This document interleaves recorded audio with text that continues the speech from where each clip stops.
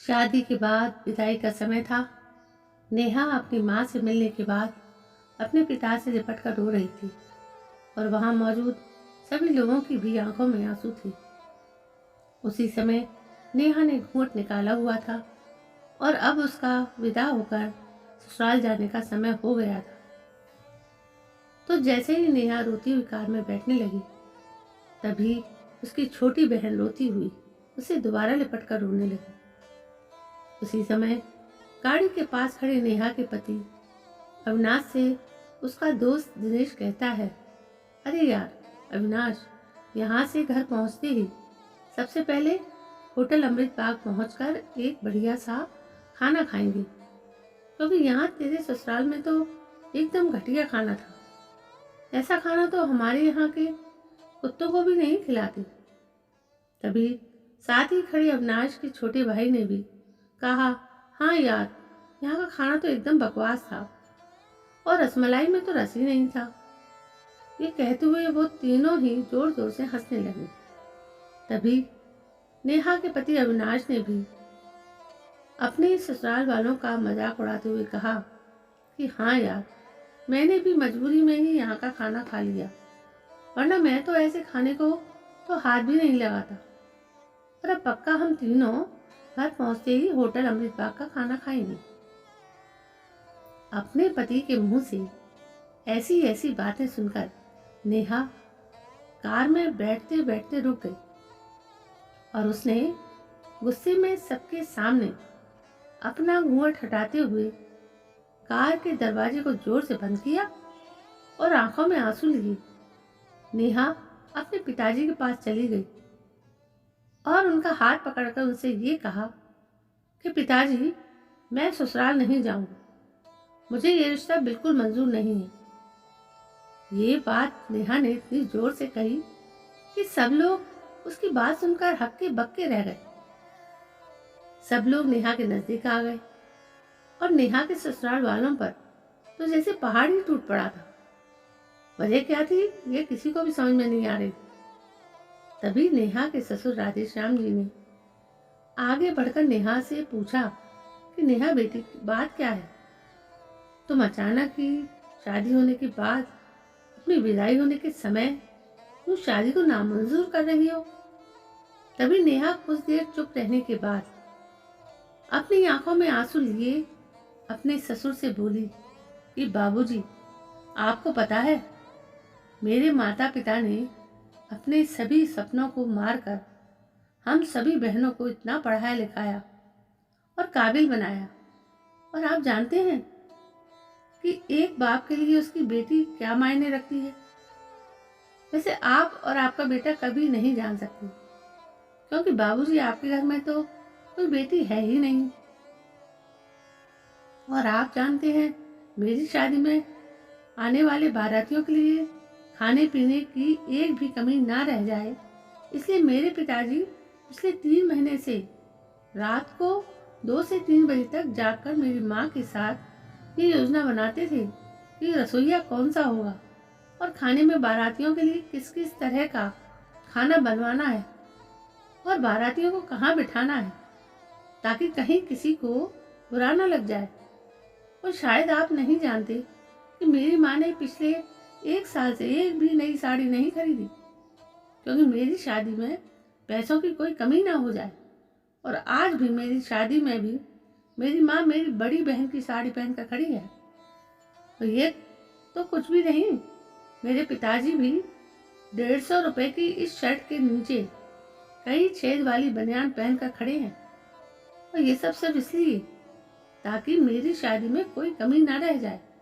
लेकिन इतनी मेहनत करने के बावजूद भी आज इस शादी में आपके बेटे को रोटियां ठंडी लगी, उसके दोस्त को पनीर बकवास लगा और मेरे देवर जी को तो रसमलाई में रस ही नहीं मिला। और तो और मेरे पति अविनाश जी ने तो ये कह रहे थे कि वो तो ऐसे खाने को हाथ भी नहीं लगाते, बस उन्होंने तो मजबूरी में ही ये खाना खा लिया। अगर सब कुछ उन्होंने मजबूरी में ही खाया है, तो इसकी क्या गारंटी कि मुझसे शादी भी है, अपनी खुशी से ही कर रहे हैं। कल को अविनाश जी ने ये भी कह सकते हैं कि मुझ में भी उन्होंने मजबूरी में ही शादी की है। और नेहा रोते हुए अपने ससुर जी से ये भी कह रही थी कि जिस माता पिता ने मेरी शादी में दिन देखा न रात और शादी की तैयारियों में लगे रहे, उन माता पिता पर आज आपके बेटे और उसके दोस्त यूं जोर जोर से हंस रहे हैं और उनकी इतनी बेइज्जती कर रहे थे। क्या आपके घर में माता पिता की इतनी ही इज्जत होती है? तभी नेहा के ससुर ने कहा कि बेटी, इतनी छोटी सी बात पर तुम इतना नाराज हो गई। तो नेहा ने अपने ससुर की बात को काटते हुए कहा कि बाबूजी, ये छोटी सी बात नहीं है। अगर शादी के बाद मैं भी आपकी इज्जत ना करूं तो आपको कैसा लगेगा? ये सुनते ही नेहा के ससुर ने शर्म के मारे अपनी आंखें नीची कर ली। तभी नेहा ने कहा, लेकिन बाबूजी, आप चिंता ना करें। हमारे अंदर हमारे अच्छे माता पिता के संस्कार हैं। किसी की बेइज्जती करना, ये सब हमारे माता पिता ने हमें कभी सिखाया ही नहीं है। ये सुनते ही नेहा के पिताजी दयाशंकर जी ने आंखों में आंसू लिए अपनी बेटी को गले से लगा लिया और उससे कहा कि बेटी, मुझे गर्व है कि तू मेरी बेटी है और अब तू शांत हो जा बेटी। तुझे मेरी कसम, तू इन्हें माफ कर दे और खुशी खुशी अपने ससुराल चली जा। तभी नेहा का पति अविनाश भी नेहा के पिताजी और नेहा से हाथ जोड़कर माफी मांगता है और ये कहता है कि बाबूजी, मुझे माफ कर दो, सारी गलती मेरी ही है। लेकिन आज आपकी बेटी ने मुझे एक पिता की इज्जत करना सिखा दिया और आज के बाद मैं हर किसी के माता पिता को हमेशा इज्जत करूँगा। उसी वक्त नेहा के ससुर राधेश्याम जी भी आगे आकर अपनी बहू नेहा के सर पर हाथ रखकर कहते हैं कि मैं तो बहू लेने आया था, लेकिन ईश्वर बहुत कृपालु है। उसने मेरी बहू के रूप में एक बेटी दे दी और वो भी इतने अच्छे संस्कार वाली, जो कि माता पिता का भी इतना सम्मान करती। और अब बेटी मेरे कहने से इन नालायकों को भी माफ कर दी। मैं हाथ जोड़ता हूँ तेरे सामने। तभी नेहा अपने ससुर जी के दोनों हाथों को पकड़ लेती है और कहती है कि नहीं बाबूजी, आप मेरे पिता के समान हैं, कृपया आप मेरे सामने हाथ मत जोड़िए। तभी नेहा के पिताजी दयाशंकर जी भी कहते हैं कि समधी जी, आप मेरी बेटी के सामने हाथ जोड़कर कृपया हमें शर्मिंदा मत कीजिए। मेरी तो आपसे बस इतनी ही प्रार्थना है कि मेरी हमेशा आप मेरी बेटी को अपनी ही बेटी समझना और इससे कभी कोई गलती हो जाए तो इसे माफ़ कर देना।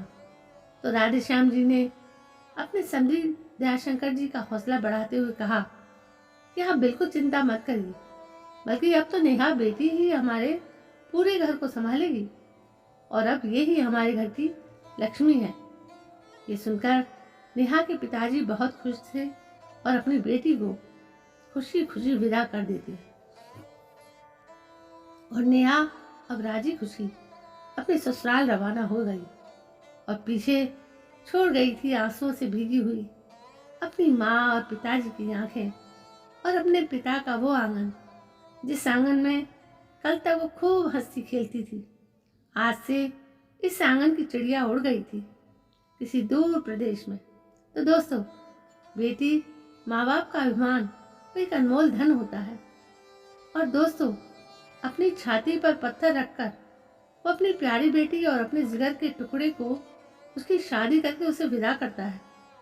इसलिए दोस्तों, एक बाप अपनी बेटी की शादी करके वैसे ही उससे दूर हो जाता है और हमें उसका अपमान करके उन्हें और दुखी कभी भी नहीं करना चाहिए। आपको ये कहानी कैसी लगी नीचे कमेंट करके हमें ज़रूर बताइएगा। अगर आपको ये कहानी पसंद आई हो तो अपने दोस्तों के साथ ज़रूर शेयर करें और ऐसी ही कहानी लेकर मैं सुनाने के लिए आपके सामने आई हूँ। और आप भी मेरे YouTube चैनल को सब्सक्राइब करें, लाइक करें, शेयर करें, कमेंट करें। कहानियाँ बहुत कुछ कहती हैं और बहुत सी कहानियाँ बहुत कुछ सिखाती भी हैं। यदि हम सीखना चाहें तो, क्योंकि कुछ सीखने से हमारा ईगो हर्ट नहीं होता। हमारा ईगो हमें कहाँ दिखाना है, कहाँ नहीं दिखाना, इसका निश्चय भी तो हम ही लोग करेंगे। तो दोस्तों, कल मैं फिर एक नई कहानी के साथ आपके सामने पेश होती हूँ। तब तक के लिए जय हिंद और वंदे मातरम।